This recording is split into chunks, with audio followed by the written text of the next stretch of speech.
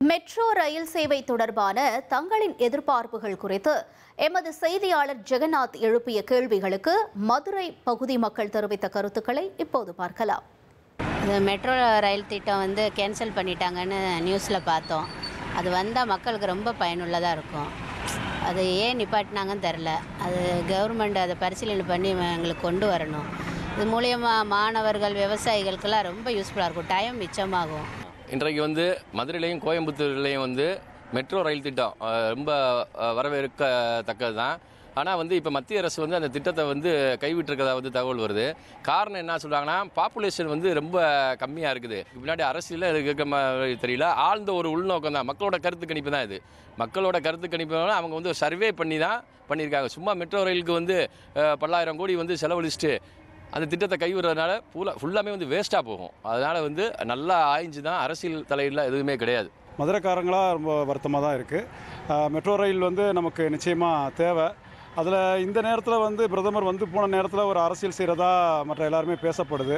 தமிழக அரசு முதல்ல சாலை பணிகளை நல்லா சீர்படுத்திட்டு இதே போல் மெட்ரோ ரயில் வேணும் அப்படின்னு கோரிக்கை வச்சிங்கன்னா உண்மையிலேயே மதுரைக்காரங்களாக நாங்கள் பெருமை அடைவோம். மதுரைக்குள்ளே நம்ம ட்ராவல் பண்ண முடியுதா? ஸ்கூட்ரு, சைக்கிள் யாருனாலையும் ஒழுங்காக டயத்துக்கு போக முடியல, வர முடியல. ஸ்கூல் பிள்ளைக்கு, ஏன் காலேஜ், ஆஃபீஸஸ் எதுவும் போக முடியலை. இப்போ அப்படி ஒரு சந்தர்ப்பம் இருக்க போகும்போது மெட்ரோ வந்ததுன்னா கண்டிப்பான நல்ல இதாக திட்டமாக இருக்கும். ஏற்கனவே ஒரு ஃப்ளைஓவர் கட்டினாலே மதுரைக்குள்ளே ஒரு ஆளும் போக முடியல, வரவும் முடியல.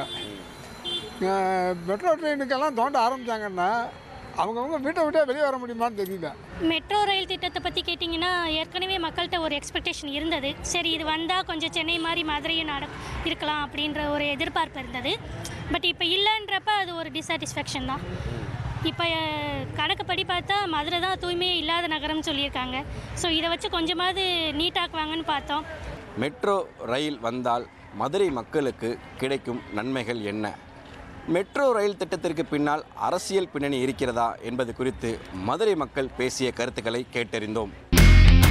இனி செல்லும் இடமெல்லாம் செய்தி. தந்தை டிவியின் வாட்ஸ்அப் சேனலை ஃபாலோ பண்ணினா செல்ல இருக்கும் இடமெல்லாம் செய்தி. இதோ QR கோட் இப்பவே ஸ்கேன் பண்ணுங்க, ஃபாலோ பண்ணுங்க.